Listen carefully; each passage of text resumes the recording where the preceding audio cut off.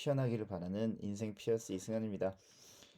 지난주 금요일이 며칠 전이죠. 2월 4일이 입춘이었다고 하죠. 마음속에 인생과 모든 것들이 활짝 피어나시기를 바라는 마음이 더 커지는 순간 되겠습니다. 잘 되시길 바랄게요. 네.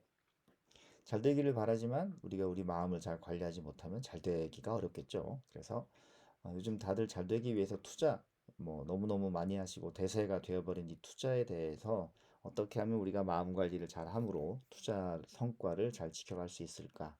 이것 또한 중요한 것 같아요. 좋은 주식을 사거나 좋은 코인을 사거나 뭐 좋은 투자 전략을 갖거나 다 좋은데 무엇보다 마음이 흔들려 버리면 그거 올라갈 때 못 따라가고 내려갈 때 또 뭐 손실 같이 보고 이런 일이 반복되잖아요. 무엇보다 무슨 일을 하든지 간에 마음 관리가 제일 중요한 것 같고요. 투자에 있어서 마음 흔들림 없이 잘 이어갈 수 있는 방법을 배우기 위해 행동경제학 교과서라고 하는 텍스트를 가지고 저희가 같이 공부해 보고 있습니다. 오늘도 이 내용과 함께 피어슨 포트폴리오 운영 성과 같이 살펴보는 시간으로 꾸며 보겠습니다.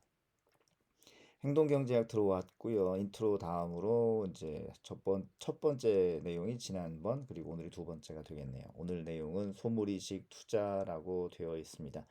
작은 제목으로 뇌동매매라는 것들이 이런 단어가 등장하는데 이 뇌동 어디서 들어보셨을까요? 보통 부화뇌동이라는 말 우리가 쓰게 되잖아요. 남의 말 듣고 뭐 일희일비 하는 것들 그런 것들이 부화뇌동과 좀 비슷한 뜻이고 역시 행동경제학 공부해 오면서 등장됐었던 컨셉인데요. 뭐 간단합니다. 이곳저곳에서 들리는 소문대로 그냥 사고팔고 하는 행태를 우리가 뇌동매매라고 표현하죠. 뭐 펀드든 유가증권이든 뭐 다 상관없이 이런 것에 노출되게 되고요. 특히 주식이나 코인은 뭐 더욱 그럴 것 같습니다.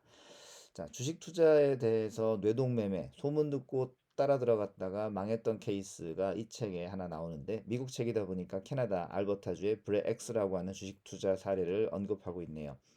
이 회사는 인도네시아 보르네오 섬 정글에 부산드라는 거대 금광을 발견했다라고 소문을 내서 95년도에 2달러였던 주가가 96년도 9월 약 18개월 동안에 19.5달러로 급등했죠. 18개월 만에 거의 두 배가 된 거예요. 신나죠?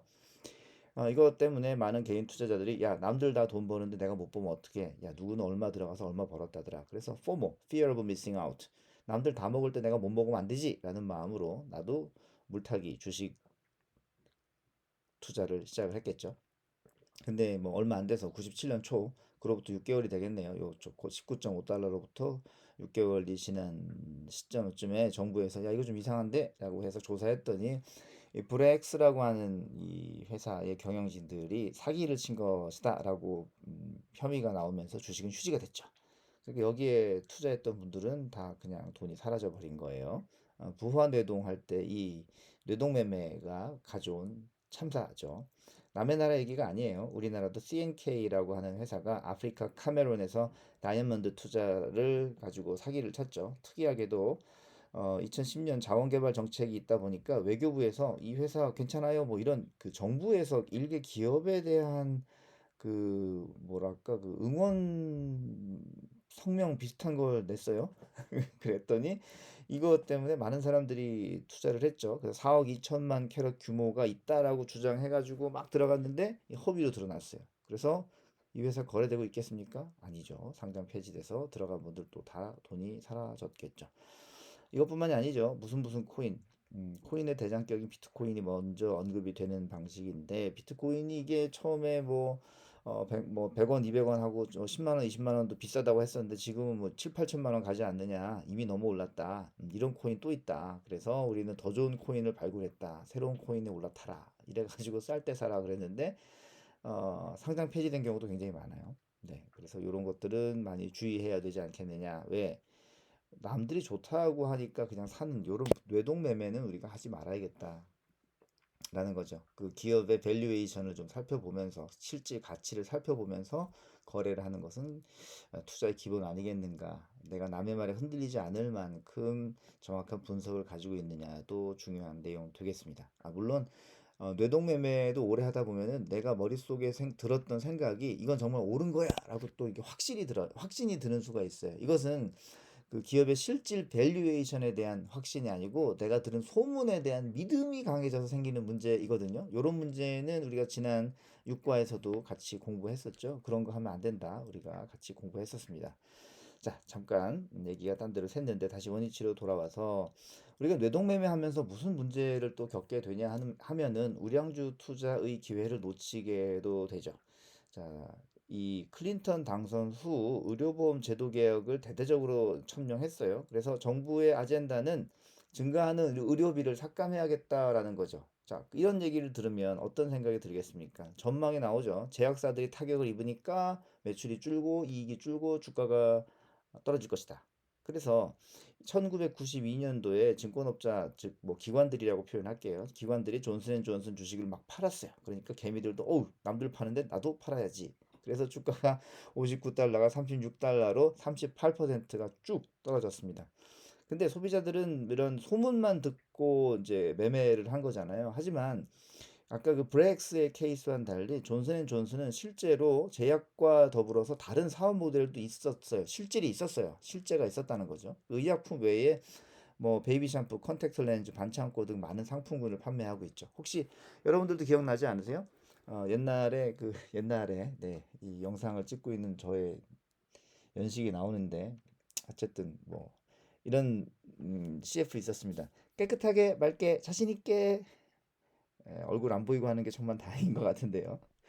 예, 이런 CF 있었죠. 존슨앤존슨은 요즘 그 백신 때문에 많이 등장하는 제약사이기도 한데 이런 그 생활 의약품, 화장품 이런 것들도 많이 판매하고 여기서도 좋은 매출을 올리고 있는 회사라 제약에 대해서도 어느 정도 예상이 있었지만 이런 데에서도 매출을 많이 내고 있기 때문에 아주 망가질 회사는 아니었단 말이에요. 그래서 어, 이 회사는 이런 실질 밸류에이션을 가지고 있었기 때문에 의료 비용이 침체되어 있었어도 꾸준하게 이 존슨앤존슨은 계속 이익을 신장시켜 왔다는 거죠. 자, 그래서 92년도에 주식을 판다고 난리 쳤지만 한 5년 정도 지나니까 주가가 65달러로 80% 요거 제가 못한데 죄송합니다. 65달러로 80% 상승을 했죠. 자, 이 영상을 찍던 2002년 1월 24일 주가를 보니까 171.64달러가 돼서 25년 동안 470% 상승했어요. 이런 대형주, 우량주들의 성장률을 우리가 살펴보자면 S&P 500의 비슷한 기간 수익률과 유사합니다. 하나의 개별 주식이 오르고 내리는 것 때문에 스트레스를 많이 받을 일을 줄일 수 있는 것은 S&P 500 인덱스 투자가 되겠죠. 워렌 버핏이 많은 인민들이라 그러면 요즘 이상한 거예요. 많은 개미들, 죄송합니다. 많은 개미들을 위한 그 금과 옥조 같은 멘트를 준 거죠. 자, 인덱스 투자 꾸준히 해나가시는 게 우리가 투자의 원칙이 되었을 경우 부화 뇌동하는 이 뇌동 매매의 늪에서 손실을 보거나 수익을 잃거나 하는 일들은 겹치지 않아도 되겠다라는 생각을 할 만합니다. 자, 그러면은 피어슨 포트폴리오 성과를 한번 보도록 하겠습니다. 이번 달에 1월 달로 우리가 성과가 갱신이 되었었고요. 자, 그래프를 보자면은 여기 벤치마크가 매월만 업데이트 되는데 성과 이해를 돕기 위해서 저희가 10,000달러로 가정치를 표기하는 것으로 바꿨어요. 언젠가부터 바꿨는데 정확히 기억은 안 납니다만 제가 여기 우리나라 돈으로 약 500만 원 정도 투자하다 보니까 5,000불을 가지고 기준을 세웠었는데 백분율이라는 것 때문에 아무래도 보시기에 1이 6이 된다 또는 뭐 1이 5가 된다 이런 식으로 보는 게 편하시잖아요. 그래서 요게 보기 좋도록 작업을 했습니다. 자, 연평균 수익률 피어스원 꾸준하게 12% 유지하고 있고요. 최대 하락폭은 여기서 더 떨어지지 않았습니다. 19.88%가 되어져 있죠. S&P 500은 50% 하락이 됐는데요. 요 하락폭이 사실은 수익폭보다 더 중요해요. 뭐 잘들 아시겠지만 50% 하락했으면 원금 되는데 100% 올라와야 되고요. 예, 100%. 그 다음에 여기 19%는 약 20%라고 가정했을 때 20% 떨어지면 25%만 올라와 주면 됩니다. 여러분 S&P 500이 연평균 수익률이 10%라고 했을 때 100% 성장을 하려면은 한 9년 정도의 시간이 걸린다는 거죠. 반면 이거는 여기 이대로 12% 수익이 났을 때 25%는 2년 정도면은 복구가 가능해요. 그러니까 한번 떨어졌을 때 10년 동안 기다려야 되느냐, 한 2, 3년 정도면 복구가 되느냐, 이게 너무너무 중요한데, 이런 내용들은 어디에 나오느냐 하면 그래프를 통해서 우리가 볼 수 있죠. S&P 500 인덱스가 여기 빨간색 그래프이고요. 피어슨 포트폴리오가 여기 파란색 그래프입니다. 파란색 그래프가 2008년 금융위기 때 거의 원금선에서 더 떨어지지 않는 요 선을 지켜주고 있었죠. 하지만 S&P 500은 쭉 올라갔다 거의 절반 정도로 떨어졌는데 이게 원금되는 시간이 요쯤 됐어요. 여기서 여기 사이죠. 그러면 2011년, 12년 요 정도. 물론 강하게 회복했기 때문에 금방 따라오긴 했었지만 이미 덜 떨어지면서 방어했었던 입장에서는 첫 번째 무엇보다도 심리적으로 크게 흔들리지 않은 거죠. 아이고 죄송합니다. 네, 다시 키우겠습니다. 네. 크게 흔들리지 않은 거죠. 투자할 때 누가 좋더라 나쁘더라 해가지고 흔들리는 것이 있어서는 안 되겠죠. 마음이 흔들리지 않아야 원칙을 지킬 수가 있는데 너무 떨어져 버리면 원칙 지키기가 어렵겠죠. 그래서 이 부분이 되게 주요하고요. 이때 떨어지지 않았고 남들 올라가는 것만큼 꾸준히 평평하게 올라가는 것만으로도 우리는 이 투자 원칙을 지키고 투자 펀드에서 돈을 빼지 않아도 된다. 그럴 일이 별로 없다. 이런 것입니다. 투자에 있어서 가장 큰 위험은 나 자신이죠. 네. 큰 도움이 안 되는 것 같은데 큰 방해는 우리가 끼칠 수 있는 게 나 자신 아니겠는가 싶습니다. 또 하나 좀 제가 펀드 운영하면서 느꼈던 좀 차이가 있는데 여기 그 1년간 피어슨 포트폴리오 성과가 5% 나왔지만 여기는 보면은 11%가 나왔단 말이에요. 사실은 제가 439일간 운영을 했으니까 요걸 놓고 봤을 때는 1년하고도 365일에서 130일이니까 넉 달 정도, 1년 4개월 정도 운영을 했어요. 그러면은 여기서 조금 빠진다고 하더라도 여기 1년 성과와 요거와 차이가 좀 있죠. 이게 많이 벌어지는 거예요. 비슷해야 되는데 왜 많이 벌어지느냐? 지난 3분기 9월 달 정도에 포트폴리오 리밸런싱 할 때 여기 들어가 있는 나스닥 포지션을 원래 들어갈 것보다 한 50%를 줄여서 들어갔고 좀 안전자산 쪽으로 조금 도망가 있었습니다. 그래서 요거로 지키자 투자를 갔던 것이 요 수익을 지키고 요렇게 상승률을 많이 놓치는 패단 약점을 좀 극복해낸 것이라고 생각이 되네요. 네. 자, 이어서 2월 살자의 그 미국 경제 업데이트를 해보자면 1월 28일 대비 미국 3대 지수가 이렇게 올랐어요. 다우가 1.05, S&P 500 1.55, 나스닥이 2.38% 상승했는데 요거 1일자로 갱신 1월 말일자인데 요거 오탄데요. 예, 감안하고 봐주세요. 자, 미국 증시는 전주 대비 많이 상승했죠. 1월 28일부터 S&P 500 인덱스가 그 4일 연속 상승하면서 전저점 대비 3.55%, 나스닥 인덱스 역시 전저점 대비 7.97% 정도의 강한 회복세를 나타냈는데 뭐 그리고서 잠깐 목요일 날 조정을 하긴 했었지만은 지난주 금요일 대비 이렇게 상승을 했었습니다. 이런 정도로 상승을 했었습니다. 상승을 주도한 이슈는 뭐 각 기업들의 실적 발표가 굉장히 주요했었고요. 애플이나 MS, 아마존 등의 IT 대기업 성과가 참 좋았다고 나왔죠. 그리고 또 이제 시장에서는 오미크론 바이러스 때문에 그 고용률이 많이 떨어졌을 거다라고 예상했는데 이게 뒤집혀졌어요. 적당히 떨어진 게 아니고 엄청 올라갔죠. 70만 개 이상 일자리가 증가했다라는 그 성과 때문에 이런 그 대기업의 이익 그다음에 그 미국의 오미크론 관련돼서 줄었어야 될 고용률 이런 것들이 뭐 너무 좋게 나왔기 때문에 주가가 오를 수밖에 없었습니다. 자, 그래도 연준이 국채 매입해주던 이 테이퍼링, 이 국채 매입해주면서 유동성 공급하던 것을 종료시키는 테이퍼링이 3월 정도까지는 마무리되지 않겠느냐는 인식과 더해서 거의 7%에 육박하는 인플레이션율을 잡기 위해서 이자율을 좀 연준이 올려야 된다.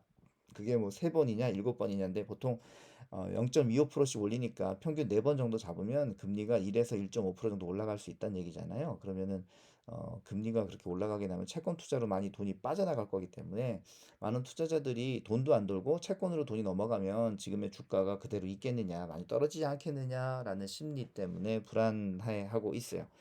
뭐 현재 투자자들의 마음이 훌륭한 기업 실적보다는 뭐 이런 자금 유통량 변경에 또 주안점을 두고 있는데 뭐 그러다 보니까 2022년 상반기에는 증시가 혼조세, 그다음에 바닥을 다진 다음 하반기에부터 기업 실적을 기반으로 증시가 재상승하지 않겠느냐 이런 분석이 많이 있습니다만 실제로 뭐 지난주에도 나왔었지만 미국 기업들의 실적이 계속 받쳐주고 있는 상황이기 때문에 주가 하락은 가격이 싸졌다라는 굉장히 좋은 신호입니다.